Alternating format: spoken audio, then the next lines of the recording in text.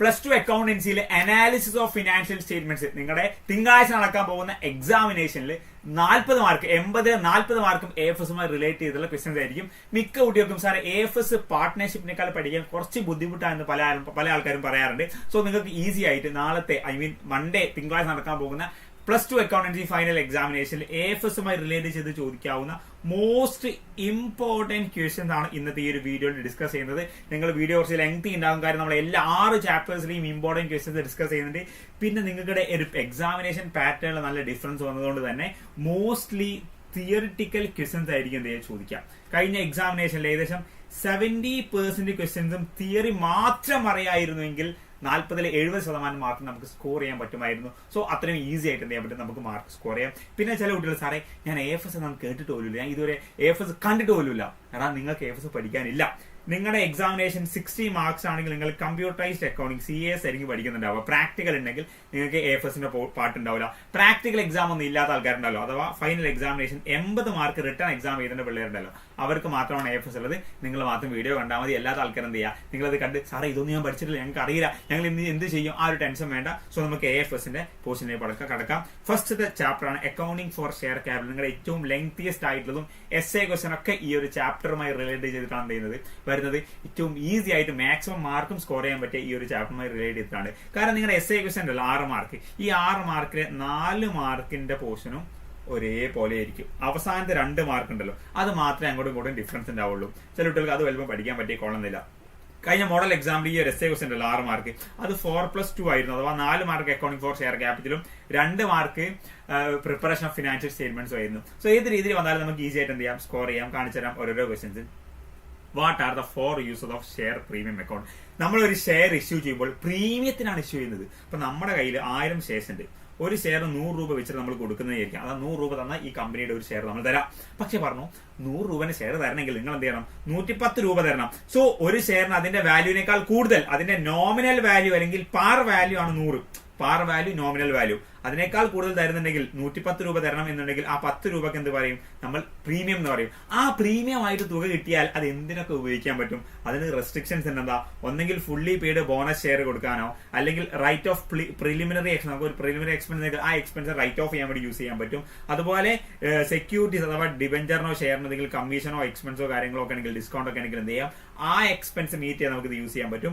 അതുപോലെ preference ഷെയർസിനെ redeem ചെയ്യണമെങ്കിൽ എന്ത് ചെയ്യാം, നമുക്ക് കൊടുക്കാം. അഥവാ premium on redemption of preference shares അല്ലെങ്കിൽ ഡിബെഞ്ചേഴ്സ് അതെന്തെങ്കിലും എന്ത് ചെയ്യാൻ പറ്റും, അത് സെറ്റ് ഓഫ് ചെയ്യാൻ പറ്റും. അതുപോലെ നമ്മുടെ ബൈ ബാക്ക് അഥവാ നമ്മുടെ സ്വന്തം ഷെയർ പർച്ചേസ് ബാക്ക് ചെയ്യുന്നുണ്ടെങ്കിൽ അതിന് യൂസ് ചെയ്യാൻ പറ്റും. അപ്പം സെക്യൂരിറ്റീസ് പ്രീമിയം യൂസ് ചെയ്യാൻ പറ്റിയ 5 കാര്യങ്ങളാണ്. ഇത് മിക്കവാറും എക്സാമിൽ ചോദിക്കാറുണ്ട്. 2, 3, 4 മാർക്കിന് എന്ത് ചെയ്യാറുണ്ട്, ഇത് ചോദിക്കാറുണ്ട്. Match the following. Issue of share above face value. ഇപ്പൊ ഞാൻ പറഞ്ഞു ഫേസ് വാല്യൂനേക്കാൾ കൂടുതൽ വാല്യൂ കൊടുക്കുന്നത് എന്താണ്, അത് ഇഷ്യൂ അറ്റ് പ്രീമിയം ആണ്. Then issue of share below face value, അതെന്താണ്, ഷെയർ ഇഷ്യൂ ആയിട്ട് ഡിസ്കൗണ്ട്. ഇങ്ങനെ ഡിസ്കൗണ്ട് കൊടുക്കാൻ പറ്റുമോ? ഡിസ്കൗണ്ട് ഷെയർ ഇഷ്യൂ ചെയ്യാൻ പറ്റുന്നതല്ല. ക്യാൻസലേഷൻ ഓഫ് ഷെയർ, അതൊരു ഫോർ ഫീച്ചർ എന്നാ പറയുന്നത്. ഡിമാൻഡ് ഫോർ പേയ്മെന്റ്, അഥവാ നിങ്ങൾ ഷെയറിന്റെ പൈസ അടക്കണം എന്ന് പറയുന്നത് കോൾ എന്നാ പറയാം. അൺകോൾഡ് ക്യാപിറ്റൽ അഥവാ റിസർവ് ക്യാപിറ്റൽ, നമ്മൾ കോൾ ചെയ്യാതെ ബാലൻസ് കുറച്ച് ക്യാപിറ്റൽ വെക്കും. അത് എന്തിനാണ് യൂസ് ചെയ്യാൻ അറിയാം, നമ്മുടെ കമ്പനി വൈൻഡപ്പ് ചെയ്യുമ്പോൾ യൂസ് ചെയ്യാൻ പറ്റും. അഥവാ കമ്പനി ക്ലോസ് ചെയ്യുമ്പോൾ എന്തെങ്കിലും ലയബിലിറ്റി ഉണ്ടെങ്കിൽ ആ ലയബിലിറ്റി തിരിച്ചടക്കാൻ വേണ്ടി നമ്മൾ കോൾ പൈസ വിളിക്കാതെ അത് അവിടെ വെക്കുകയാണെങ്കിൽ, ഇപ്പോൾ ഫോർ എക്സാമ്പിൾ 10 രൂപന്റെ ഷെയർ ആണെങ്കിൽ നമ്മൾ 8 രൂപ വിളിച്ചു, 2 രൂപ നിങ്ങൾ ഇപ്പൊ തരണം, ഞങ്ങൾ പിന്നീട് വിളിക്കും എന്ന് പറഞ്ഞിട്ട് എന്ത് ചെയ്തു, നമ്മൾ വിളിക്കാതെ ബാക്കി വെക്കുന്നതാണ് റിസർവ് ക്യാപിറ്റൽ എന്ന് പറയുന്നത് കേട്ടോ. Classification of share capital. Share capital പല ക്ലാസിഫിക്കേഷൻ. ഒന്നാമത് ഓതറൈസ്ഡ് അല്ലെങ്കിൽ രജിസ്റ്റേർഡ് ക്യാപിറ്റൽ എന്ന് പറയാം. അഥവാ നമ്മൾ കമ്പനി രജിസ്റ്റർ ചെയ്യുന്ന സമയത്ത് നമ്മുടെ കമ്പനിയുടെ മെമ്മറാണ്ടത്തിൽ പറയുന്ന ആ ഒരു നമ്പർ ഓഫ് ഷെയർസ് ആണ് എന്ന് പറയുന്നത് രജിസ്റ്റേർഡ് ക്യാപിറ്റൽ. അഥവാ നമ്മുടെ സ്റ്റാർട്ട് ചെയ്യുമ്പോൾ നമുക്ക് മാക്സിമം പോയാൽ നമുക്ക് എത്ര ക്യാപിറ്റൽ വരെ ഇഷ്യൂ ചെയ്യാം, അതിനാണ് രജിസ്റ്റേർഡ് ക്യാപിറ്റൽ അഥവാ ഓതറൈസ്ഡ് ക്യാപിറ്റൽ. ഈ ഓതറൈസ്ഡ് ഷെയർ ക്യാപിറ്റലിന് എത്ര ഷെയർ നമ്മൾ ഇഷ്യൂ ചെയ്യുന്നുണ്ട്? നമ്മുടെ കയ്യിൽ 10 ലക്ഷത്തിന്റെ ഷെയർ ഉണ്ട്. സോ 10 ലക്ഷം ഈ ഷെയറിൽ നമ്മൾ പബ്ലിക്, നിങ്ങൾക്ക് ഞങ്ങൾ 10 ലക്ഷം ഷെയറിന് നിങ്ങൾക്ക് പബ്ലിക്കിന് വേണ്ടി ഇഷ്യൂ ചെയ്യുന്ന ഷെയറിന് എന്ത് പറയും, ഇഷ്യൂഡ് ക്യാപിറ്റൽ എന്ന് പറയാം. അപ്പൊ ഈ 10 ലക്ഷം നമ്മൾ പബ്ലിക്കിന് കൊടുക്കുക. നമുക്കിപ്പം കമ്പനി സ്റ്റാർട്ട് ചെയ്യാൻ ഒരു 3 ലക്ഷം മതി. സോ 3 ലക്ഷത്തിന് ഷെയർ നമ്മൾ ഇഷ്യൂ ചെയ്തു. സോ 3 ലക്ഷം കിട്ടി. സോ നമ്മൾ കമ്പനി സ്റ്റാർട്ട് ചെയ്തു. സോ ഇപ്പൊ നമ്മൾ ഇഷ്യൂഡ് എത്രയാണ്, 3 ലക്ഷമാണ്. അത് സബ്സ്ക്രൈബ്, ഈ 3 ലക്ഷം ഇഷ്യൂ ചെയ്തിട്ട് ആൾക്കാർ എത്ര എണ്ണം സബ്സ്ക്രൈബ് ചെയ്യും? 3 ലക്ഷം സബ്സ്ക്രൈബ് ചെയ്തോണമെന്നില്ലല്ലോ. സോ അവർ എത്ര ആൾക്കാർ സബ്സ്ക്രൈബ് ചെയ്തു, അഥവാ അവർ പർച്ചേസ് ചെയ്യുന്നതാണ് ആ ഷെയറിന്റെ പൈസ പേയ്മെന്റ് ചെയ്യുന്നെങ്കിൽ അതിന് സബ്സ്ക്രൈബ് എന്ന് പറയും. ആ സബ്സ്ക്രൈബ് ചെയ്തതിലെ ഫുൾ വാല്യൂ നമ്മൾ കോൾ ചെയ്യില്ല. നമ്മൾ നേരത്തെ റിസർവ് എന്ന് പറഞ്ഞില്ലേ, അതേപോലെ നമ്മൾ ഫുൾ വാല്യൂ കോൾ ചെയ്യാതെ ബാലൻസ് വെക്കുന്നുണ്ടെങ്കിൽ, സോറി, എത്ര വാല്യൂക്കാണ് കോൾ ചെയ്തത് അതിന് കോൾഡ് അപ്പ് ക്യാപിറ്റൽ. ആ കോൾ ചെയ്തതിന് എത്ര ആൾക്കാർ പേ ചെയ്തു അതിന് പെയ്ഡ് അപ്പ് ക്യാപിറ്റൽ. ഇപ്പൊ ഫോർ എക്സാമ്പിൾ 3 ലക്ഷം ഉണ്ട്. ഈ 3 ലക്ഷത്തിൽ നമ്മൾ എന്ത് ചെയ്തു, 2,50,000 കോൾ ചെയ്തു. ആ 2,50,000 കോൾ ചെയ്ത ആൾക്കാർ ഫുൾ അടച്ചോളുന്നില്ല. അത് 2,40,000 ആൾക്കാർ പൈസ അടച്ചു. സോ അതാണ് പെയ്ഡ് അപ്പ് എന്ന് പറയാം. അതിൽ അൺകോൾഡ് കോൾ ചെയ്യാതെ 3,50,000 ഷെയർ എന്ത് ചെയ്തു നമ്മൾ കോൾ ചെയ്യാതെ വെച്ചില്ലേ, അതിന് അൺകോൾഡ് ക്യാപിറ്റൽ എന്ന് പറയും. ഈ അൺകോൾഡ് ക്യാപിറ്റൽ നമ്മൾ ബാലൻസ് ആക്കി വെക്കുന്നുണ്ട്, അതിനെന്ത് പറയും, റിസർവ് ക്യാപിറ്റൽ എന്ന് പറയും. ക്ലിയർ അല്ലേ, സെറ്റ് അല്ലേ? യെസ്. ദെൻ പ്രിഫറൻസ് ഷെയർസിന് പല ടൈപ്പ് ഉണ്ട്. Cumulative preference share, non cumulative, redeemable, irredeemable, participating, non participating, convertible, non convertible. അഥവാ പ്രിഫറൻസ് ഷെയർ എന്ന് പറഞ്ഞാൽ, അഥവാ പ്രിഫറൻസ് ഷെയർ ഹോൾഡേഴ്സ് എന്ന് പറഞ്ഞാൽ അവർക്ക് നമ്മളൊരു ശതമാന കണക്കാണ് കൊടുക്കുക ലാഭം. ഒരു ഷെയർ ഹോൾഡർക്ക് എങ്ങനെ ലാഭം ഉണ്ടാവുക, ബിസിനസ്സിന് ലാഭം മൊത്തം ഷെയർ ഹോൾഡർക്കാണ്. പക്ഷേ പ്രിഫറൻസ് ഷെയർ ഹോൾഡർക്ക് അങ്ങനെ മൊത്തം ലാഭം കിട്ടൂല. നമ്മുടെ അയാൾ ഒരു 10 ലക്ഷത്തിന് ഷെയർ ഉണ്ടെങ്കിൽ, പ്രിഫറൻസ് ഷെയർ ഉണ്ടെങ്കിൽ, ആ 10 ലക്ഷത്തിന് 10% അയാളെ പ്രോഫിറ്റ് ഷെയർ എങ്കിൽ ആ 10 ലക്ഷത്തിന് എന്ന് പറഞ്ഞാൽ 10 ലക്ഷത്തിന് 10% എത്ര, 1 ലക്ഷം. ഈ 1 ലക്ഷം അവർക്ക് പ്രോഫിറ്റ് കിട്ടുക. അപ്പൊ ഇക്കൊല്ലം നമ്മുടെ കമ്പനിക്ക് പ്രോഫിറ്റ് ഇല്ല, ആകെ ഒരു 60,000 പ്രോഫിറ്റ് ആയിരിക്കും. സോ ഈ 60,000 ആദ്യം പ്രിഫറൻസ് ഷെയർ കൊടുക്കും. അപ്പം ബാക്കി ഷെയർ ഹോൾഡേഴ്സിനൊന്നും പ്രോഫിറ്റ് ഉണ്ടാവില്ല. പ്രിഫറൻസ് ഷെയർ ഹോൾഡർക്ക് ആദ്യം കൊടുക്കുക. പക്ഷേ പ്രിഫറൻസ് ഷെയർ ഹോൾഡർക്ക് കൊടുക്കാൻ പോലും നമ്മുടെ കയ്യിൽ പ്രോഫിറ്റ് ഇല്ലെങ്കിലോ ആ പ്രോഫിറ്റ് എന്ത് ചെയ്യും, അടുത്ത കൊല്ലം നമ്മൾ കൂട്ടി കൊടുക്കും. അപ്പൊ ഇക്കൊല്ലത്തെ പ്രോഫിറ്റും അടുത്ത കൊല്ലം പ്രോഫിറ്റ് കിട്ടുകയാണെങ്കിൽ എന്ത് ചെയ്യും, കഴിഞ്ഞ കൊല്ലം കൊടുക്കാത്ത പ്രോഫിറ്റും കൂടി നമ്മൾ കൊടുക്കും. അങ്ങനെ കൊടുക്കുന്നുണ്ടെങ്കിൽ അതിന് ക്യുമുലേറ്റീവ് എന്ന് പറയും. പക്ഷെ അങ്ങനെ കൊടുക്കുന്നില്ലെങ്കിൽ നോൺ ക്യുമുലേറ്റീവ് എന്നാ പറയാം. ക്യുമുലേറ്റീവ് എന്നാണ് കൂട്ടി വെക്കുക. ദെൻ റിഡീമബിൾ, അഥവാ പ്രിഫറൻസ് ഷെയർ റിഡീം ചെയ്യുന്നുണ്ടെങ്കിൽ തിരിച്ചടക്കും. അഥവാ 10 വർഷം കഴിഞ്ഞാൽ ഈ പ്രിഫറൻസ് ഷെയർ തിരിച്ചു തന്നെ തരുന്നുണ്ടെങ്കിൽ എന്ത് ചെയ്യും, അത് റിഡീമബിൾ ആണ്. അത് റിഡീം ചെയ്യാതെ അത് എന്ത് ചെയ്യും, നമ്മൾ കമ്പനി വൈൻഡപ്പ് ചെയ്യുമ്പോൾ മാത്രം റിഡീം ചെയ്യുന്നെങ്കിൽ അതെന്തെങ്കിലും ഇറിഡീമബിൾ ആയിരിക്കും. ദെൻ പാർട്ടിസിപ്പേറ്റിംഗ് എന്ന് പറഞ്ഞാൽ നമ്മളിപ്പോൾ 10% പ്രോഫിറ്റ് കൊടുക്കുന്നത്, നമ്മുടെ കമ്പനിക്ക് വലിയ പ്രോഫിറ്റ് ഉണ്ടായി, അങ്ങനെയാണെങ്കിൽ 10% നിങ്ങൾ കുറച്ചും കൂടി കൂടുതൽ പ്രോഫിറ്റ് തരുമെന്നുണ്ടെങ്കിൽ അത് പാർട്ടിസിപ്പേറ്റിംഗ് ആണ്, അല്ലെങ്കിൽ നോൺ പാർട്ടിസിപ്പേറ്റിംഗ് ആണ്. കൺവേർട്ടിബിൾ, ഒരു 5 കൊല്ലം കഴിഞ്ഞാൽ ഈ ഷെയറിനെ, ഈ പ്രിഫറൻസ് ഷെയർ നമ്മൾ ഇക്വിറ്റി ഷെയർ ആക്കി മാറ്റുമെങ്കിൽ അത് കൺവേർട്ടിബിൾ ആണ്. അങ്ങനെ മാറ്റുക എന്നുണ്ടെങ്കിൽ അത് നോൺ കൺവേർട്ടിബിൾ ആണ്. ജോയിന്റ് സ്റ്റോക്ക് കമ്പനിയുടെ 5 ഫീച്ചേഴ്സ് എന്തൊക്കെയാണ്? അത് ബോഡി ഓഫ് കോർപ്പറേറ്റ് ബോഡിയാണ്. ഇങ്ങനെ തന്നെ പഠിച്ചാൽ മതി. സെപ്പറേറ്റ് ലീഗൽ എൻറ്റിറ്റി ആണ്. ലിമിറ്റഡ് ലയബിലിറ്റി ലിമിറ്റഡ് ആണ്. പെർപെച്വൽ സക്സഷൻ, അത് അൺലിമിറ്റഡ് ആയിട്ട് നിലനിന്നുകൊണ്ടിരിക്കും. കോമൺ സീലാണ് മുന്നോട്ട് പോകുന്നത്. ഷെയർ ട്രാൻസ്ഫർ ചെയ്യാൻ പറ്റും കേട്ടോ. നമ്പർ ഓഫ് മെമ്പേഴ്സ് വെച്ച് നോക്കുകയാണെങ്കിൽ പ്രൈവറ്റ് കമ്പനി, പബ്ലിക് കമ്പനി, അതുപോലെ തന്നെ 1% കമ്പനി, ഇങ്ങനെ 3 രീതിയിൽ നമ്മൾ പറയാൻ പറ്റും. പ്രൈവറ്റ് കമ്പനി, പബ്ലിക് കമ്പനി വെച്ചാൽ പ്രൈവറ്റ് കമ്പനി അല്ലാത്തൊക്കെ പബ്ലിക് കമ്പനി. അപ്പൊ പ്രൈവറ്റ് കമ്പനി എന്ന് പറഞ്ഞാൽ എന്താ, ഒരു കമ്പനിയുടെ ഷെയർ ട്രാൻസ്ഫർ ചെയ്യാൻ പറ്റൂല എന്നുണ്ടെങ്കിൽ, അതുപോലെ മാക്സിമം മെമ്പേഴ്സ് 200 ആണ്, അതിൽ കൂടുതൽ പറ്റൂല എന്നുണ്ടെങ്കിൽ അത് മിനിമം മെമ്പർ 2 കേട്ടോ. അങ്ങനെയാണെങ്കിൽ അതെന്താണ്, അത് പബ്ലിക് കമ്പനിയാണ്, പ്രൈവറ്റ് കമ്പനിയാണ്. അല്ലാത്തൊക്കെ പബ്ലിക് കമ്പനിയാണ്. പിന്നെ ഈ പ്രൈവറ്റ് കമ്പനിയുടെ മറ്റൊരു പോർഷൻ ആണ് 1% കമ്പനി, അഥവാ ഒരാൾക്ക് കമ്പനി തുടങ്ങാൻ പറ്റും. സോ അതിന് കുറച്ച് ക്രൈറ്റീരിയ ഉണ്ടെങ്കിൽ ക്രൈറ്റീരിയ ജസ്റ്റ് വായിച്ചു വെച്ചാൽ മതി. അതായത് 50 ലക്ഷം അതിന്റെ മാക്സിമം ക്യാപിറ്റൽ, 2 കോടി അധികം അതിന്റെ ടേൺ ഓവർ പോകാൻ പറ്റുന്നതല്ല കേട്ടോ. പിന്നെ ഒരു ഇന്ത്യക്കാരന്, റെസിഡന്റ് ആയാലും ഇന്ത്യക്കാരന് മാത്രമേ എന്ത് ചെയ്യാൻ പറ്റുള്ളൂ, തുടങ്ങാൻ പറ്റുള്ളൂ. ഇന്ത്യയിൽ താമസിക്കുന്ന ഒരാളായിരിക്കണം. ദെൻ ഈ ഷെയർ ഇഷ്യൂ ചെയ്യുന്നത് സ്റ്റെപ്സ് എന്താ? ഫസ്റ്റ് നമ്മൾ എന്താ ചെയ്യാം, ഫസ്റ്റ് നമ്മൾ എന്ത് ചെയ്യും, ഒരു പ്രോസ്പെക്ടസ് കൊടുക്കും. എന്താ പ്രോസ്പെക്ടസ്?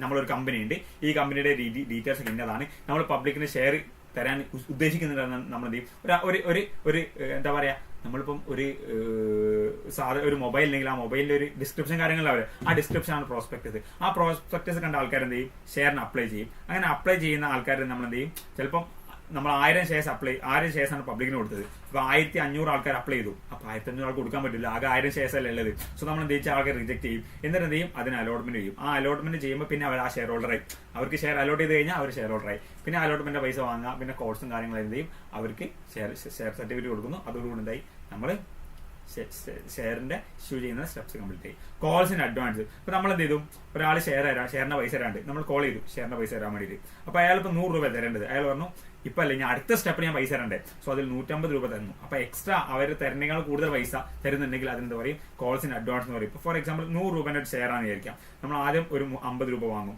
പിന്നെ ഒരു 30 വാങ്ങും, പിന്നെ ഒരു 20 വാങ്ങും. സോ ഇയാൾ 50 രൂപ ആദ്യം തരും. നമ്മൾ പറയും 50 രൂപ ഇപ്പൊ തരണം, 30 രൂപ ഇപ്പൊ തരണം. അപ്പൊ നമ്മൾ 50 രൂപ ചോദിച്ചപ്പോൾ തന്നെ അവരെന്ത് ചെയ്തു, 100 രൂപ മുഴുവൻ തന്നു. സോ അതാണ് കോൾസ് ഇൻ അഡ്വാൻസ്. അപ്പൊ കോൾസ് ഇൻ അരിയേഴ്സോ 50 രൂപ തരുന്ന സമയത്ത് അവരെന്ത് ചെയ്തു, 50 തന്നില്ല. അങ്ങനെ തരാതിരിക്കുന്നത് അത് കോൾസ് ഇൻ അരിയേഴ്സ് ആണ്. Over and under subscription. നമ്മൾ 1000 ഷെയർ ഇഷ്യൂ ചെയ്തു. ആ 1000 ഷെയർസ് ഇഷ്യൂ ചെയ്തപ്പം അതിൽ 1200 ആൾക്കാർ എന്ത് ചെയ്തു, ഇതിനു വേണ്ടി അപ്ലൈ ചെയ്തു. അത് ഓവർ സബ്സ്ക്രിപ്ഷൻ ആണ്.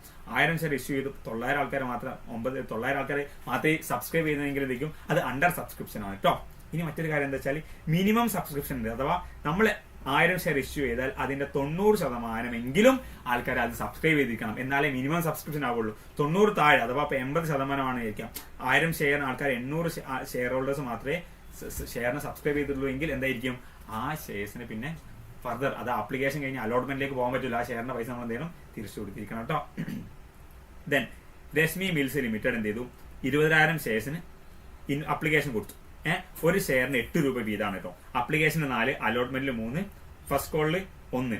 25,000 ഷെയർസ് എന്ത് ചെയ്തു, ആൾക്കാർ അപ്ലിക്കേഷൻ റിസീവ് ചെയ്തു, അത്ര ആൾക്കാർ എന്താ അപ്ലൈ ചെയ്തു. എക്സസ് അപ്ലിക്കേഷൻ നമ്മൾ റിജക്ട് ചെയ്തു, അതിന്റെ ജേണലിന്റെ റെക്കോർഡ് ചെയ്യണം. എന്താ ഫസ്റ്റ് എന്താ entry, bank account debit to share application. എത്രയാ? 25,000 ഷെയർസ് ഉണ്ട്. ഈ 25,000 ആൾക്കാർ അപ്ലൈ ചെയ്തു. എത്ര? ഒരു ഷെയറിന് 4 രൂപ അല്ലേ, ഇൻറ്റു 4, അഥവാ ഒരു ഷെയറിന് അപ്ലൈ ചെയ്യുമ്പോൾ തന്നെ പൈസ തരണം. അപ്പൊ എത്ര? 1,00,000 രൂപ അല്ലെ. 1,00,000 രൂപ നമ്മൾ എന്ത് ചെയ്തു? ഷെയർ അപ്ലിക്കേഷൻ കിട്ടും. അപ്പൊ bank account debit share application 1 lakh. ഇനി എന്ത് ചെയ്തു? ഈ ഷെയർ നമ്മൾ എങ്ങോട്ടേക്ക് മാറ്റണം? ഷെയർ ക്യാപിറ്റലിലേക്ക് മാറ്റും. കിട്ടിയ പൈസ അല്ലേ. So share capital account debit share application. അയ്യോ 1,00,000 കിട്ടി, പക്ഷെ നമ്മൾ 80,000 മാത്രമേ കൂടെ മാറ്റുന്നുള്ളൂ. അതെന്താ? ഈ 25,000 ഷെയർസ് ഉണ്ടോ? ഇല്ല, നമ്മൾ ആകെ 20,000 ഷെയർസ് അല്ലേ ഉള്ളൂ. അപ്പം 20,000 ഇൻറ്റു 4 എത്ര? 80,000. അപ്പൊ 80,000 രൂപന്റെ ഷെയർ എന്ത് ചെയ്യും? നമ്മൾ ഷെയർ ക്യാപിറ്റലിലേക്ക് മാറ്റി. അപ്പൊ ബാക്കി 20,000 എന്ത് ചെയ്യും? ബാക്കി 20,000 തിരിച്ചു കൊടുക്കും. Bank account share application to bank account 20,000. ആ പൈസ നമ്മൾ എന്ത് ചെയ്തു? തിരിച്ചു കൊടുത്തു. ഇനി അടുത്തത് ഫസ്റ്റ് അലോട്ട്മെന്റ് സമയത്ത് എന്ത് ചെയ്യും? ഒരു ഷെയറിന് 3 രൂപ. 3 × 20,000 60,000. അപ്പം അലോട്ട്മെന്റിന്റെ സമയത്ത് നമ്മൾ പൈസ വാങ്ങും? ഇല്ല, ആദ്യം പൈസ കളക്ട് ചെയ്യില്ല. ആദ്യം അവരോട് പറയും പൈസ തരാനുള്ള സമയമായിട്ടുണ്ട്. അപ്പൊ ആദ്യം പൈസ തരാം. ആദ്യം എന്ത് ചെയ്യും? അവരോട് ഡ്യൂ തരും, ഡ്യൂ കാണിക്കും. അഥവാ നിങ്ങൾ പൈസ തരാനുള്ള സമയമായിട്ട് അവരെ കോൾ ചെയ്യും. സോ അതാണ് എന്ത് പറയാം? Share allotment to share capital. നമ്മൾ ആദ്യം എന്ത് ചെയ്യും? 60,000 രൂപ എന്ത് ചെയ്യും? ഷെയർ ക്യാപിറ്റലിലേക്ക് മാറ്റും. എന്നിട്ട് അവർ പൈസ തരാൻ വേണ്ടി പറയും. പിന്നെ അവർ പൈസ തരുമ്പോൾ എന്ത് ചെയ്യും? Bank account debit to share allotment. ഇനി അടുത്തെന്താ? അതേപോലെ share first call to share capital. 1 രൂപ അല്ലേ, 1 × 20,000. അപ്പം 20,000. Share first call account debit 20,000 to share capital 20,000. ഈ പൈസ എന്ത് ചെയ്യും? അവരിന്ന് കളക്ട് ചെയ്യുമ്പോൾ എന്താ? Bank account debit share first call 20,000. അപ്പം ഫുൾ പൈസ കിട്ടിയിട്ടുണ്ട്, ഒരു പൈസ നമുക്ക് കിട്ടാതെ തന്നിട്ടില്ല. സിമ്പിൾ അല്ലേ? സോ ഇതോടുകൂടി എന്തായി? നമ്മുടെ ഫസ്റ്റത്തെ ചാപ്റ്റർ കഴിഞ്ഞു. അഥവാ ഷെയർ ക്യാപിറ്റലുമായി ബന്ധപ്പെട്ട പോർഷൻസ് കഴിഞ്ഞു. അഥവാ മെയിൻ ആയിട്ട് ഉണ്ടാവുക ഈ ഒരു ക്വസ്റ്റൻ, ഈ എസ്എ ക്വസ്റ്റൻ ഉണ്ടാവുക. അതുപോലെ തന്നെ തിയറിറ്റിക്കൽ ക്വസ്റ്റൻസ് ഏറ്റവും ഇമ്പോർട്ടന്റ് ആയിട്ട് വരുന്നത് എന്താണെന്ന് വെച്ചാൽ ഷെയറിന്റെ ടൈപ്സ് കണ്ടല്ലോ, ഇത് നിങ്ങൾ പഠിച്ചു വെക്കണം. ഈ ഒരു കാര്യം നിങ്ങൾ അദ്ദേഹം പഠിച്ചു വെക്കണം. പിന്നെ ചിലപ്പോൾ ചോദിക്കുള്ളതാ ഇതാ, അഥവാ പ്രിഫറൻസ് ഷെയർസിന്റെ ടൈപ്സും കാര്യങ്ങളൊക്കെ എന്താ ജസ്റ്റ് നോക്കി വെക്കാം കേട്ടോ. ക്ലിയർ അല്ലേ? അപ്പൊ അല്ലാതെ ചില കാര്യങ്ങൾ 1 വേർഡ് 2 വേർഡ് ക്വസ്റ്റൻ ഒക്കെ എന്ത് ചെയ്ത് നമ്മൾ ഓൾറെഡി ഡിസ്കസ് ചെയ്തതിന്. അപ്പൊ ഫാസ്റ്റ് ആയിട്ടാണ് നമ്മൾ പോകുന്നത്, കാരണം നമുക്ക് ടൈമില്ല. നിങ്ങൾ ഈ ഒരു വീഡിയോ കണ്ടിട്ട് തന്നെ എന്ത് ചെയ്യാം? നിങ്ങൾക്ക് ഈസി ആയിട്ട് ഈ വീഡിയോ കണ്ട് മാത്രം നേരം എന്ത് ചെയ്യാം? എക്സാമിനേഷൻ ആളുകൾക്ക് കയറാം, ഒരു പേടിയും പഠിക്കണം. ഇനി ഡിബഞ്ചേഴ്സുമായി ചാപ്റ്ററുമായി ബന്ധപ്പെട്ടതാണ്. അതിലെ ആ ഡിബഞ്ചറും ഷെയറും രണ്ടും കൂടിയിട്ടുള്ള ഒരു വളരെ ഇമ്പോർട്ടന്റ് മോസ്റ്റ് എക്സാമിന്, ഈവൻ നിങ്ങളുടെ കഴിഞ്ഞ എക്സാമിന് മോഡൽ എക്സാം അടക്കം ചോദിച്ച ചോദ്യമാണ് ഷെയർസും ഡിബഞ്ചറും തമ്മിലുള്ള വ്യത്യാസം. ഇത് ചോദിക്കാതെ നിങ്ങളുടെ ക്വസ്റ്റ്യൻ പേപ്പർ ഉണ്ടാവാറില്ല, മിക്ക ക്വസ്റ്റ്യൻ പേപ്പറിലും ഉണ്ടാവും. എന്താ ഷെയർ ഡിബഞ്ചർ തമ്മിലുള്ള വ്യത്യാസം? എന്താ? ഒന്ന്, ഓണർഷിപ്പിൽ ഷെയർ എന്താ? കമ്പനിയുടെ ഓണേഴ്സ് ആണ്, പക്ഷെ ഡിബഞ്ചർ എന്തല്ല? ബോറോഡ് ക്യാപിറ്റൽ, ഓണേഴ്സ് അല്ല, ബോറോ കടായിട്ടാണ് ഡിബഞ്ചേഴ്സ് നമ്മൾ കണക്കാക്കുന്നത്. ദെൻ റിട്ടേൺസ്, ഷെയർ ഹോൾഡേഴ്സ് എന്ത് ചെയ്യും? ഡിവിഡൻഡ് ആ കിട്ടുക, അഥവാ കമ്പനിയുടെ പ്രോഫിറ്റ് കിട്ടും. പക്ഷേ ഡിബഞ്ചർ ഹോൾഡേഴ്സ് എന്താ? ഇൻട്രസ്റ്റ് ആ കിട്ടുക. റീപേയ്മെന്റ്, ഷെയറിന്റെ പൈസ റീപേ ചെയ്യോ? അത് റീപേ ചെയ്യുന്ന പരിപാടിയില്ല. പക്ഷേ ഡിബഞ്ചർ എന്ത് ചെയ്യും? ആ ഡിബഞ്ചറിന്റെ സമയം കാലാവധി കഴിഞ്ഞാൽ ആ പൈസ എന്ത് ചെയ്യും? നമ്മൾ തിരിച്ചടക്കേണ്ടി വരും. വോട്ടിംഗ് റൈറ്റ്സ് ഉണ്ടാവോ?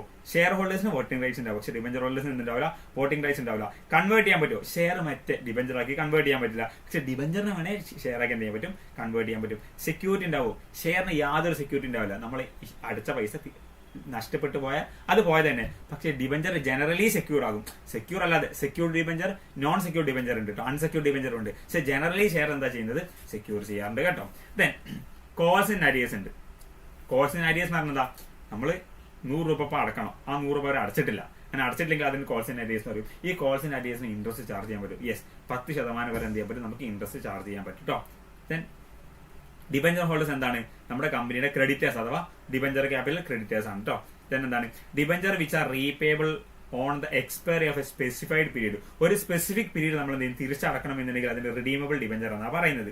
ഡിബഞ്ചർ ആർ കൺവേർട്ടബിൾ, ഇക്വിറ്റി ഷെയറായി കൺവേർട്ട് ചെയ്യാൻ പറ്റുമെങ്കിൽ കൺവേർട്ടബിൾ ഡിബഞ്ചർ ആണ്. Debenture do not carry specific rate of interest, അത് 0 കൂപ്പൺ എന്നാണ്. അഥവാ നമ്മൾ എന്ത് ചെയ്യും? ഒരു 10 ലക്ഷം ഡിബഞ്ചർ ഉണ്ട്, അവരോട് പറഞ്ഞു നിങ്ങൾ 10 ലക്ഷത്തിന്റെ ഡിബഞ്ചറിന് നിങ്ങൾ 8 ലക്ഷം തന്നാൽ മതി. അങ്ങനെ നിങ്ങൾക്ക് എന്താ ലാഭം? ഈ ഡിബഞ്ചർ ഇൻട്രസ്റ്റ് ഒന്നും തരില്ല, പകരം ഈ ഡിബഞ്ചർ തിരിച്ചടക്കും. ഈ ഡിബഞ്ചർ നമ്മൾ എന്ത് ചെയ്യും? 5 കൊല്ലം 5 ഇയേഴ്സ് കഴിഞ്ഞ് ഈ പൈസ നമ്മൾ തിരിച്ചു തരും. പൈസ തിരിച്ചു തരുന്ന സമയത്ത് നമ്മൾ 8 ലക്ഷത്തിന് പകരം 10 ലക്ഷം തിരിച്ചു തരും. അതാണ് 0 കൂപ്പൺ ഡിബഞ്ചർ എന്ന് പറയുന്നത് കേട്ടോ. അല്ലാത്തതിന് സ്പെസിഫിക് ഡിബഞ്ചർ ആയിരിക്കും, അഥവാ 10% ഡിബഞ്ചർ, 18% ഡിബഞ്ചർ, 8% ഡിബഞ്ചർ, അങ്ങനെ ഒരു റേറ്റ് ഉണ്ടെങ്കിൽ അതായിരിക്കും സ്പെസിഫിക് ആയിരിക്കും കേട്ടോ. സോ റിഡീമബിൾ നമ്മൾ പറഞ്ഞു, കൺവേർട്ടിബിൾ 0 കൂപ്പൺ പറഞ്ഞു കേട്ടോ. Then debenture which are transferable by merely delivery. എന്റെ കയ്യിൽ ഡിബഞ്ചർ ഉണ്ട്, എന്റെ ഡിബഞ്ചറിന്റെ സർട്ടിഫിക്കറ്റാ ഞാൻ നിനക്ക് തരുന്നു, നീ എടുത്തോ. അങ്ങനെ ഒരു ട്രാൻസ്ഫർ ചെയ്യുമ്പോഴേക്കും ആ ഡിബഞ്ചർ മറ്റൊരാൾക്ക് ട്രാൻസ്ഫർ ആകുന്നുണ്ടെങ്കിൽ അതെന്തായിരിക്കും? അത് ബിയറർ ഡിബഞ്ചറാ. അല്ലെങ്കിൽ ഒരാളെ പേരിൽ രജിസ്റ്റർ ചെയ്തിട്ടുണ്ടെങ്കിൽ അത് രജിസ്റ്റേർഡ് ഡിബഞ്ചർ എന്നാണ് പറയുന്നത് കേട്ടോ. ദെൻ ജേണൽ എൻട്രി എന്താ? Debenture issued at par. എന്താ? സിമ്പിൾ ആണ്. Bank account debit to debenture account. എത്ര?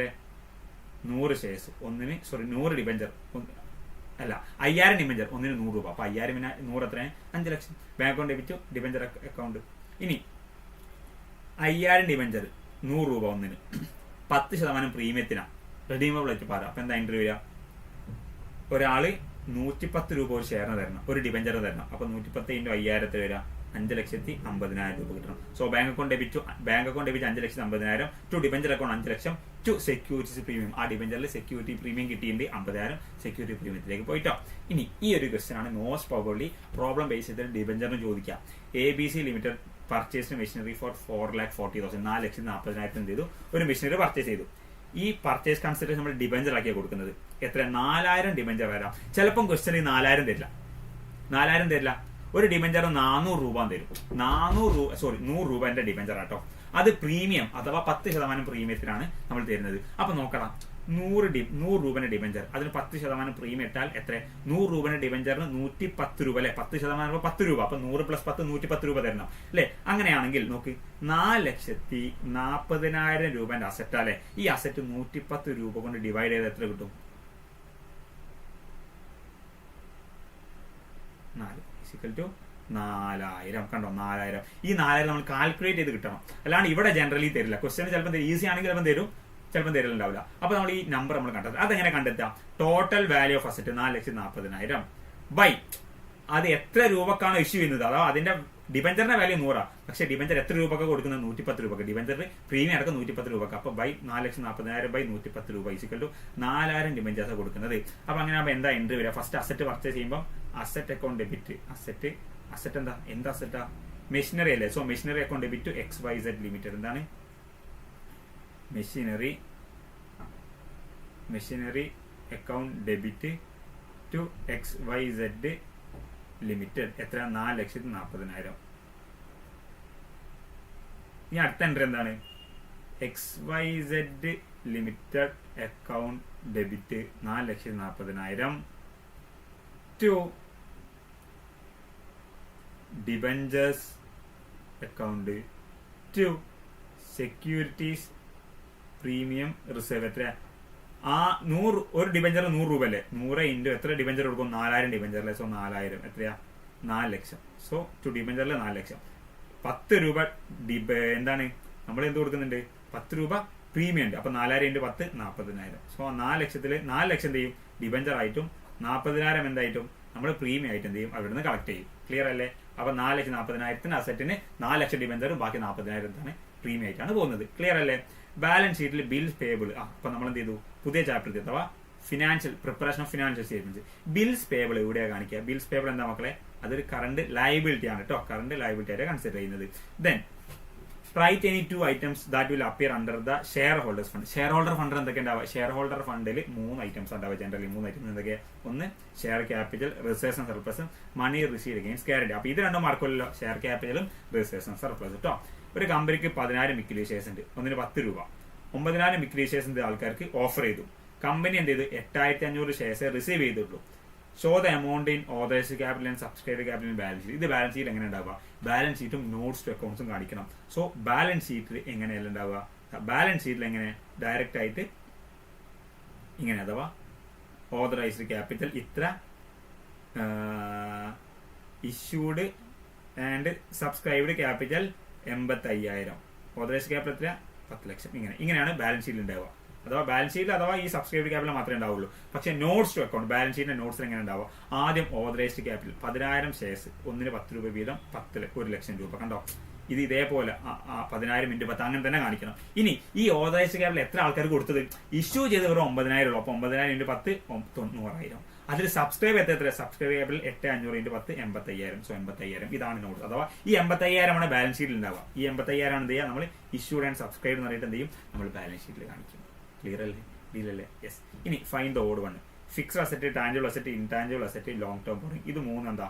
അസറ്റാ. ഇതെന്താണ്? ഇത് ലയബിലിറ്റി ആണ് കേട്ടോ. ഇനി ഫിനാൻഷ്യൽ സ്റ്റേറ്റ്മെന്റ് ഒബ്ജക്റ്റീവ്. നിങ്ങളുടെ കഴിഞ്ഞ വർഷം, അതിന്റെ മുന്നത്തെ വർഷം, അതിന്റെ മുന്നത്തെ വർഷം, ഈ വർഷത്തെ മോഡൽ എക്സാമിനും ഈ ക്വസ്റ്റ്യൻ ചോദിച്ചിട്ടുണ്ട്. ഫിനാൻഷ്യൽ സ്റ്റേറ്റ്മെന്റ്സിന്റെ ഒബ്ജക്റ്റീവ് എന്തൊക്കെ? Financial statement objective to provide information about the economic resource and obligation of business. നമ്മുടെ ബിസിനസിന്റെ അസറ്റും ലയബിലിറ്റീസും അതിന്റെ ഡീറ്റെയിൽസ് കാണിക്കുക എന്നുള്ളതാണ് ഫസ്റ്റത്തെ സ്റ്റെപ്പ്. 2 എന്താണ്? Provide information about the earning capacity. നമ്മുടെ ഏർണിംഗ് കപ്പാസിറ്റി പ്രോഫിറ്റ് ആണോ ലോസ് ആണോ എത്രത്തോളം കിട്ടിയെന്നുള്ളത്, നമ്മുടെ ക്യാഷ് ഫ്ലോയുടെ ഇൻഫർമേഷൻ കിട്ടാൻ വേണ്ടിയിട്ട്, നമ്മുടെ മാനേജ്മെന്റിന്റെ എഫക്റ്റീവ്സ് ജഡ്ജ് ചെയ്യാൻ വേണ്ടിയിട്ട്, നമ്മുടെ ബിസിനസ് ആക്ടിവിറ്റീസ് എത്രത്തോളം സൊസൈറ്റിനെ എഫക്ട് ചെയ്യുന്നുണ്ട് നോക്കാൻ വേണ്ടിയിട്ട്, അക്കൗണ്ടിങ്ങിന്റെ പോളിസീസും കാര്യങ്ങളും ഡിസ്ക്ലോസ് ചെയ്യാൻ വേണ്ടിയിട്ട്. അപ്പം ഒരു 3 ഒബ്ജക്റ്റീവ്സ് നിങ്ങൾ മിനിമം പഠിച്ചു വെക്കണം. 4 പഠിച്ചു വെച്ചോ, ചിലപ്പോൾ 4 മാർക്കിന് ചോദിച്ചാലോ ലാഭമായില്ലേ. ദെൻ ഫിനാൻഷ്യൽ സ്റ്റേറ്റ്മെന്റ് ഒരുപാട് ലിമിറ്റേഷൻസ് ഉണ്ട്. ആ ലിമിറ്റേഷൻസ് ചിലപ്പോൾ ചോദിക്കാറുണ്ട്. ഇപ്പോൾ കഴിഞ്ഞ 2 വർഷം ചോദിച്ചില്ല, പക്ഷെ അതുകൊണ്ട് ഇപ്പം ചോദിക്കാൻ സാധ്യത കൂടുതലാണ്. അഥവാ ഇത് ചോദിച്ചില്ലെങ്കിൽ ഇത് മിക്കവാറും ചോദിക്കും, ലിമിറ്റേഷൻ ചോദിക്കാൻ സാധ്യത എന്താ, it does not reflect current market situation. Current market situation അല്ല, കാരണം നമ്മളൊരു അസറ്റ് വാങ്ങിയ വാല്യൂ ആയിരിക്കും നമ്മൾ കാണിക്കാം. അത് മാറ്റി അതിന്റെ വാല്യൂ മാറിയാലൊന്നും കാണിക്കില്ല. Financial statements R outcome of recorded fact ആണ്. അത് റെക്കോർഡഡ് ഫാക്ട് ആണ്. അത് പേഴ്സണൽ ജഡ്ജ്മെന്റും കാര്യങ്ങളുണ്ട്. അപ്പൊ ഒരാൾ ആരാണത് പ്രിപ്പയർ ചെയ്യുന്നത് അവരുടെ സ്വകാര്യമായ താല്പര്യം അതിലുണ്ടാകും. Financial statement show aggregate information, അഥവാ ടോട്ടൽ ഇൻഫർമേഷൻ, ടോട്ടൽ എത്ര അസറ്റ്, ടോട്ടൽ എത്ര ഡെപ്റ്റേഴ്സ്, ടോട്ടൽ എത്ര ക്രെഡിറ്റേഴ്സ്, അതാ കാണിക്കാം. Balance sheet does not disclose the information relating to loss of market and cessation agreement, അഥവാ മാർക്കറ്റ് ലോസ് കാര്യങ്ങൾ അതിൽ എന്തെങ്കിലും സെപ്പറേറ്റ് ആയിട്ട് കാണിക്കില്ല. Financial statements only monetary information മാത്രമേ കാണിക്കുള്ളൂ, നോൺ മോണിറ്ററി ക്വാളിറ്റേറ്റീവ് ഉള്ള കാര്യങ്ങൾ കാണിക്കില്ല. Financial statements is only an interim report, അഥവാ അതൊരു ഇന്ററിം എന്താ ഒരു പ്രത്യേക പീരീഡിലേക്ക് മാത്രമുള്ള റിപ്പോർട്ടാണ്, മൊത്തമായിട്ടുള്ള റിപ്പോർട്ടായിട്ട് കൺസിഡർ ചെയ്യാൻ പറ്റുന്നതല്ല കേട്ടോ. Then format of balance sheet, അഥവാ ബാലൻസ് ഷീറ്റിന്റെ ഫോർമാറ്റ് പഠിച്ചേക്കുക. ചില സമയത്ത് അഥവാ നമ്മുടെ എക്സാം നല്ല ഡിഫിക്കൽട്ട് ആവുകയാണെങ്കിൽ ഫോർമാറ്റ് ചോദിക്കും. അഥവാ ഇപ്പൊ നമ്മൾ നേരത്തെ പറഞ്ഞില്ലേ ബാലൻസ് ഷീറ്റിൽ ഷെയർ ക്യാപിറ്റൽ എങ്ങനെ കാണിക്കാം, ഈ ക്വസ്റ്റ്യൻ കണ്ടില്ലേ, ബാലൻസ് ഷീറ്റിൽ ഷെയർ ക്യാപിറ്റൽ അത് എങ്ങനെ കാണിക്കാം.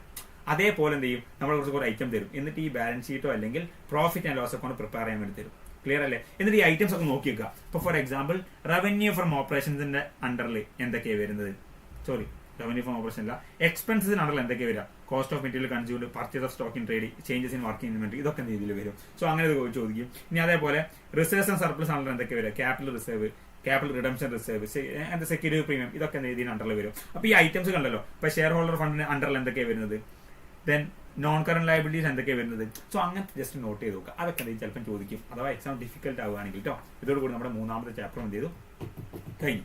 ക്ലിയർ അല്ലേ? The process of comparing various financial factors of A company. ഒരു കമ്പനിയുടെ വ്യത്യസ്തമായ ഫിനാൻഷ്യൽ ഫാക്ടേഴ്സ് കമ്പയർ ചെയ്യുന്നുണ്ടെങ്കിൽ അതിനെന്താ പറയാ, അതിന് ഇന്റർ ഫേം എന്നാണ് പറയുക, അല്ലെങ്കിൽ ഇൻട്രാ ഫേം. ഒന്ന് ഇന്റർ ഫേം അല്ലെങ്കിൽ ഇൻട്രാ ഫേം ആയിരിക്കും. ഏതാ നോക്കല്ലേ, സിമ്പിൾ ആണ്, ഇൻട്രാ ഫേം ആണ്. കാരണം രണ്ട് ഫേം തമ്മിൽ, ഒരു ഫേമിന്റെ ഉള്ളിലാണ് ഇത് കമ്പയർ ചെയ്യുന്നത്. 2 ഫേം തമ്മിലാണെങ്കിൽ അത് ഇന്റർ ഫേം ആയിരിക്കും കേട്ടോ. ഇനി AFS analysis of financial statements 2 objective. ഒരുപാട് ഒബ്ജക്റ്റീവ് ഉണ്ട്. എന്താ, current profitability and operational efficiency കാണാൻ പറ്റും. അതുപോലെ തന്നെ പ്രോഫിറ്റബിലിറ്റി പറഞ്ഞാൽ നമ്മുടെ എത്രത്തോളം പ്രോഫിറ്റ് ഏൺ ചെയ്യുന്നുണ്ട്, എഫിഷ്യൻസി എന്ന് പറഞ്ഞാൽ നമ്മൾ കുറഞ്ഞ സാധനങ്ങളിൽ കൂടുതൽ പ്രോഫിറ്റ് കിട്ടുന്നുണ്ട് എന്നാണ് എഫിഷ്യൻസി എന്ന് പറയുന്നത്. നമ്മുടെ ഫിനാൻഷ്യൽ പൊസിഷൻസിലെ ഡിഫറെന്റ് ഐറ്റംസ് ഉണ്ട്, പല പല കമ്പനീസ്, അത് നമ്മൾ റിലേഷൻഷിപ്പ് എന്ത് ചെയ്യും നമുക്ക് മനസ്സിലാക്കാൻ പറ്റും. അസറ്റും ലയബിലിറ്റി നമ്മുടെ റിലേഷൻ എന്താ, ഡെപ്റ്റും കറണ്ട് അസറ്റും കറണ്ട് ലയബിലിറ്റി നമ്മുടെ റിലേഷൻ, അതൊക്കെ എന്ത് ചെയ്യുന്നത് കാണാൻ പറ്റും. Reason for change in profitability in financial position, നമ്മുടെ പ്രോഫിറ്റബിലിറ്റിയും ഫിനാൻഷ്യൽ പൊസിഷനും ചേഞ്ച് ചെയ്യാനുള്ള കാര്യങ്ങൾ മനസ്സിലാക്കാൻ പറ്റും. The judge the ability to repay ഡെപ്റ്റ്, നമ്മുടെ ഡെപ്റ്റ് റീപേ ചെയ്യാനുള്ള ഒരു അബിലിറ്റി കഴിവ് എന്ത് ചെയ്യാൻ പറ്റും, അറിയാൻ പറ്റും. ഫിനാൻഷ്യൽ സ്റ്റേറ്റ്മെന്റ് മെയിൻ ടൂൾസ് എന്തൊക്കെയാണ്, ഒന്ന് comparative statement, common size statement, ratio analysis, അതുപോലെ cash flow statement, trend analysis, ഒക്കെ ഇതിൽ പെട്ട ഐറ്റംസുകൾ. ഫിനാൻഷ്യൽ സ്റ്റേറ്റ്മെന്റ് ലിമിറ്റേഷൻസ്, ഇതും ചിലപ്പോൾ ചോദിക്കും. എന്താ, ഇത് പ്രൈസ് ലെവൽ ചേഞ്ച് നമ്മൾ എന്തില്ല കൺസിഡർ ചെയ്യുന്നതായിരിക്കില്ല. അതുപോലെ നമുക്ക് ബാലൻസ് ഷീറ്റിന് അല്ലെങ്കിൽ നമ്മുടെ അക്കൗണ്ടിങ് പ്രൊസീജിയേഴ്സിനെ കുറിച്ച് കറക്റ്റ് നോളജ് അല്ലെങ്കിൽ എന്ത് ചെയ്യും, ഈ ഒരു ഡീറ്റെയിൽസ് നമ്മൾ എന്ത് ചെയ്യും, മിസ്ലീഡ് ചെയ്യുന്നതായിരിക്കും. Then it is just A study of report of നമ്മുടെ കമ്പനിയുടെ റിപ്പോർട്ട്സിലുള്ള ഒരു വെറുതെ സ്റ്റഡി മാത്രമാണ്, മോണിറ്ററി ഇൻഫർമേഷൻ മാത്രമേ ഇതിൽ കൺസിഡർ ചെയ്യുന്നുള്ളൂ. അതുപോലെ തന്നെ financial statements are prepare on the base of accounting കൺസെപ്റ്റും കാര്യങ്ങളും വെച്ച് നമ്മൾ പ്രിപ്പയർ. അപ്പൊ കറണ്ട് പൊസിഷൻ റിഫ്ലക്ട് ചെയ്യൂല, അതൊരു ഹിസ്റ്റോറിക്കൽ ഫാക്ട് ആണ് കേട്ടോ. ദെൻ ലാസ്റ്റ് അക്കൗണ്ടിങ് റേഷ്യോസ്, അഥവാ ക്യാഷ് ഫ്ലോ സ്റ്റേറ്റ്മെന്റ് തൊട്ട് മുന്നത്തെ ചാപ്റ്ററാണ് റേഷ്യോ അനാലിസിസ്. എന്താ, ടോട്ടൽ അസറ്റ് ടു ഡെപ്റ്റ് റേഷ്യോ, എന്താ total asset by long term അല്ല ടോട്ടൽ ലോങ് ടേം ഡെപ്റ്റ് ആണ് ഇതിൽ വരുന്നത്. ഇതിൽ ഏത് റേഷ്യോ ആണ് ലോങ് റൺ ഓപ്പറേഷനുമായി ബന്ധപ്പെട്ടതാ, സോൾവൻസി റേഷ്യോ ആണ് ലോങ് റണ്ണുമായി ബന്ധപ്പെട്ട് വരുന്നത്. ഇൻവെന്ററി ടേൺ ഓവർ റേഷ്യോ എങ്ങനെ കാണാം, inventory turnover ratio is equal to average inventory by എന്താണ്, cost of revenue from operation ആണ്. ക്ലിയർ അല്ലേ? So cost of revenue from operation 80,000, average inventory എന്താ, ഇത് രണ്ടിന്റെയും ഇതാണ്, അഥവാ ആവറേജ് ആണ്. ഓപ്പണിംഗ് പ്ലസ് ക്ലോസിംഗ്, ഓപ്പണിംഗും ക്ലോസിംഗ് അല്ലേ. So opening inventory plus closing inventory by 2 35,000 ആണ്. Then inventory turnover ratio എങ്ങനെ കാണാം, cost of revenue 80,000 by 35,000 equal to 2.29 ആണ് ആവറേജ് ഇൻവെന്ററി കേട്ടോ. ദെൻ കറണ്ട് റേഷ്യോ എങ്ങനെ കാണാം, current asset 35,000 by current liability 1,75,000 അല്ലെ, ഈക്വൽ ടു 2:1 ആണ് കറണ്ട് റേഷ്യോ. അപ്പൊ ക്വിക്ക് റേഷ്യോ എങ്ങനെ കാണാം, ക്വിക്ക് റേഷ്യോ എന്താ, ഈ ഇൻവെന്ററി ഇതിന്ന് മൈനസ് ചെയ്യണം, 35,000 മൈനസ് 10,000/1745 ഇസിക്കൽ 25,000 ബൈ 17,500 എത്ര കിട്ടുക? 1.43:1 ഇതാണ്. ക്ലിയർ അല്ലേ? ഈസി. ദെൻ ബാലൻസ് ഷീറ്റ് തന്നിട്ടുണ്ട്. എന്ത് ചെയ്യണം? പ്രൊപ്പറേറ്ററി റേഷ്യോ കാണാം, ഇൻവെന്ററി ടു വർക്കിംഗ് ക്യാപിറ്റൽ കാണാം. ഇൻവെന്ററി ടു വർക്കിംഗ് ക്യാപിറ്റൽ നിങ്ങൾ നോക്കേണ്ട ആവശ്യമില്ല. പ്രൊപ്പറേറ്ററി റേഷ്യോ എങ്ങനെ കാണാം? നമ്മുടെ ടോട്ടൽ പ്രൊപ്പറേറ്ററി ക്യാപിറ്റൽ എത്ര? ക്യാപിറ്റൽ ടു നമ്മുടെ ലോങ് ടേം ആയിട്ടുള്ള ഡെപ്റ്റുമായിട്ട് എന്ത് ചെയ്യാൽ മതി? കണക്ട് ചെയ്താൽ മതി. So easy. ഞാനത് ചെയ്യുന്നില്ല, കാരണം എന്താ വെച്ചാൽ ടൈമില്ല. നമുക്ക് എന്ത് ചെയ്യും? ഈസി. ഞാൻ ഇക്വേഷൻ കാര്യങ്ങൾ മാത്രം പറയുന്നുള്ളൂ. ദെൻ റേഷ്യോ അനാലിസിസിന്റെ ലിമിറ്റേഷൻസ്. സോ റേഷ്യോ അനാലിസിന്റെ ലിമിറ്റേഷനുകൾ എന്തൊക്കെയാണ്? ഒന്ന് അക്കൗണ്ടിംഗ് ഡാറ്റ, അതായത് ഒരു അക്കൗണ്ടിംഗ് ഡാറ്റയുടെ ലിമിറ്റേഷൻസ് ഒക്കെ എവിടെ ഉണ്ടാവും? റേഷ്യോസ് ഉണ്ടാകും. പ്രൈസ് ലയബിലിറ്റി നമ്മൾ എന്ത് ചെയ്യുന്നത്? നോക്കുന്നില്ല. അതുപോലെ ക്വാളിറ്റേറ്റീവ് കാര്യങ്ങൾ നമ്മൾ എന്ത് ചെയ്യുന്നില്ല? ഇഗ്നോർ ചെയ്യുന്നുണ്ട്. അതുപോലെ തന്നെ അക്കൗണ്ടിംഗ് പ്രാക്ടീസസ് അഥവാ അക്കൗണ്ടിംഗ് പ്രാക്ടീസിൽ വേരിയേഷൻ ഉണ്ടെങ്കിൽ എന്ത് ചെയ്യും? ഇതിനെ എഫക്ട് ചെയ്യും. ഫോർകാസ്റ്റിംഗ് ആണ്. ഇത് ഫോർകാസ്റ്റ് ചെയ്തുകൊണ്ട് ചെയ്യുന്ന ഒരു കാര്യം, അല്ലാണ്ട് നമുക്ക് ആക്ച്വൽ കാര്യങ്ങളൊന്നും അല്ല. Then classify the following into cash from operating activities, investing activity, financing activity. ഈ ക്യാഷ് ഫ്ലോ സ്റ്റേറ്റ്മെന്റിൽ ഏറ്റവും ഇമ്പോർട്ടന്റ് എന്താ വെച്ചാൽ കുറെ ആക്ടിവിറ്റീസ് ഉണ്ട്. അത് ഈ ഓപ്പറേറ്റിംഗ് ആക്ടിവിറ്റി ആണോ, ഇൻവെസ്റ്റിംഗ് ആക്ടിവിറ്റി ആണോ, ഫിനാൻഷ്യൽ ആക്ടിവിറ്റി ആണോ നമ്മൾ തിരിച്ചറിഞ്ഞിരിക്കണം. ഒന്നെന്താ? ക്യാഷ് പേയ്മെന്റ് സപ്ലൈസിന് പേ ചെയ്തത് എന്താ? അത് ഓപ്പറേറ്റിംഗ് ആക്ടിവിറ്റി ആണ്. ദെൻ ക്യാഷ് ഫ്ലോസിംഗ് ഡിബഞ്ചർ അഥവാ ഡിബഞ്ചറോ ഷെയർ ക്യാപിറ്റലോ ഒക്കെ എന്തായിരിക്കും? അത് ഫിനാൻഷ്യൽ ആക്ടിവിറ്റി ആയിരിക്കും. അസറ്റ് വിൽക്കുകയാണെങ്കിൽ അത് ഇൻവെസ്റ്റിംഗ് ആക്ടിവിറ്റി ആയിരിക്കും. സാലറി കൊടുക്കുന്നത് എന്തായിരിക്കും? അത് ഓപ്പറേറ്റിംഗ് ആക്ടിവിറ്റി ആയിരിക്കും. കേട്ടോ? ദെൻ ഇതില് which of the following is not a cash outflow from operating activity? ഇത് ഓപ്പറേറ്റിംഗ് ആണ്. ഇത് ഇൻവെസ്റ്റിംഗ് ആണ് കേട്ടോ. സോ അതാണ്. Then identify the cash outflow from the operating activity. Commission received, procurement of loan, purchase of plant, dividend received. So ഇതൊക്കെ എന്താണ്? Cash outflows ആണോ? Cash outflow ഇത് മാത്രം. പർച്ചേസ് ഓഫ് പ്ലാന്റ് ആണ്, ബാക്കിയൊക്കെ എന്താണ്? ഇതൊക്കെ ഇൻഫ്ലോ ആണ് കേട്ടോ. ദെൻ അടുത്തത് എന്താണ്? ഇത് ഓപ്പറേറ്റിംഗ്, ഇൻവെസ്റ്റിംഗ്, ഫിനാൻസിംഗ് ആക്കണം. സെയിൽ ഓഫ് പ്രോപ്പർട്ടി എന്താ? ഇൻവെസ്റ്റിംഗ് ആണ്. റിഡംഷൻ ഓഫ് ഡിബഞ്ചർ എന്താ? ഫിനാൻസിംഗ് ആണ്. ഓപ്പറേറ്റിംഗ് എക്സ്പെൻസ് ഓപ്പറേറ്റിംഗ് ആണ്. റോയൽറ്റി കിട്ടുമ്പോൾ ഓപ്പറേറ്റിംഗ് ആണ്. പർച്ചേസ് ഓഫ് ഫർണിച്ചർ ഇൻവെസ്റ്റിംഗ് ആണ്. പ്രൊക്യൂർമെന്റ് ഓഫ് ലോൺ എന്താണ്? ഫിനാൻസിംഗ് ആണ്. ക്ലിയർ അല്ലേ? Yes.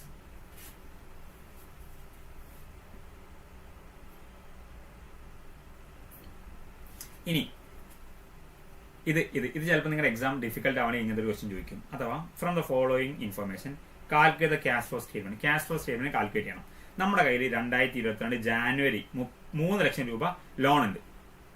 During the year company repaid loan. ഈ 3 ലക്ഷത്തിൽ നിന്നും നമ്മൾ എന്ത് ചെയ്തു?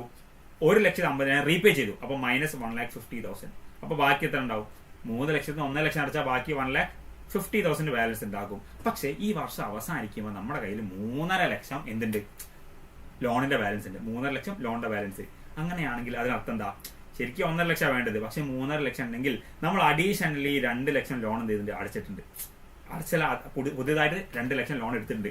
നമ്മുടെ കയ്യിൽ 3 ലക്ഷം ലോൺ ഉള്ളത്. ആ ലോൺ നമ്മൾ 1.5 ലക്ഷം തിരിച്ചടച്ചപ്പോൾ ബാക്കി 1.5 ലക്ഷം ഉള്ളത്. പക്ഷേ ക്ലോസിംഗ് നോക്കുമ്പോൾ 3.5 ലക്ഷം ഉണ്ട്. അതിനർത്ഥം എന്താ?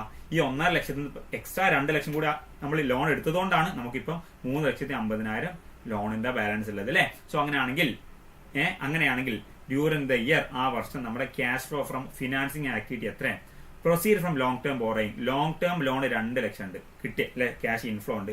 അതിൽ റീപേയ്മെന്റ് 1.5 ലക്ഷം. അപ്പൊ ഡിഫറൻസ് എത്രയാ? 50,000 നെറ്റ് ഇൻഫ്ലോ. ഈ ഒരു ഫിനാൻസിങ് ആക്ടിവിറ്റിയിൽ 50,000 ക്യാഷ് ഇൻഫ്ലോ ആണ്. ക്ലിയർ ആണോ?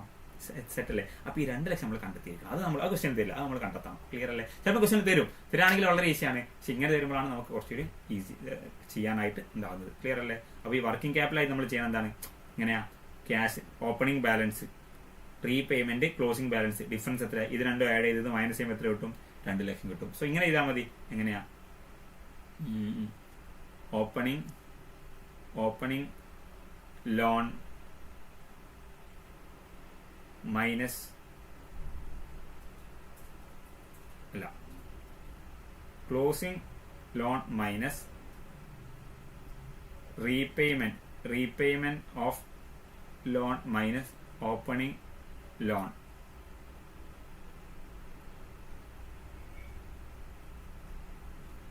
അല്ല തെറ്റിപ്പോയി. Opening loan plus repayment of loan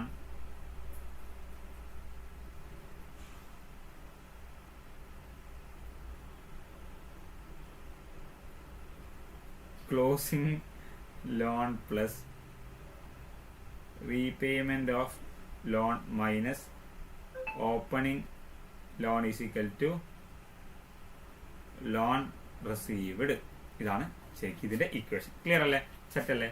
so ഇതോടുകൂടി നമ്മുടെ analysis of financial statements almost mostly important ആയിട്ടുള്ള ക്വസ്റ്റ്യൻസുകളും ഇതിൽ തിയറി ക്വസ്റ്റ്യൻസ് വളരെ ഇമ്പോർട്ടന്റ് ആയിട്ട് പഠിക്കണം. കാരണം മിക്ക എക്സാമിന് ആ തിയറി ക്വസ്റ്റ്യൻ ചോദിച്ചിട്ടുണ്ട്. അപ്പം തിയറിറ്റിക്കൽ നിങ്ങൾ കുറച്ച് നന്നായി അടിപൊളിയായി നോക്കി പഠിച്ചു നോക്കണം. പിന്നെ ഇതല്ലാണ്ട് കൂടുതൽ കാര്യങ്ങൾ നിങ്ങൾ റെഫർ ചെയ്യണം. മോർ ഓവർ മൺഡേ വരുന്ന ലൈവിൽ നിങ്ങൾ എല്ലാവരും നിങ്ങളുടെ ഫ്രണ്ട്സിനും കൂട്ടി വരാം. അപ്പോൾ മക്കളെ, ഓൾ ദി ബെസ്റ്റ്. വീണ്ടും കാണാം.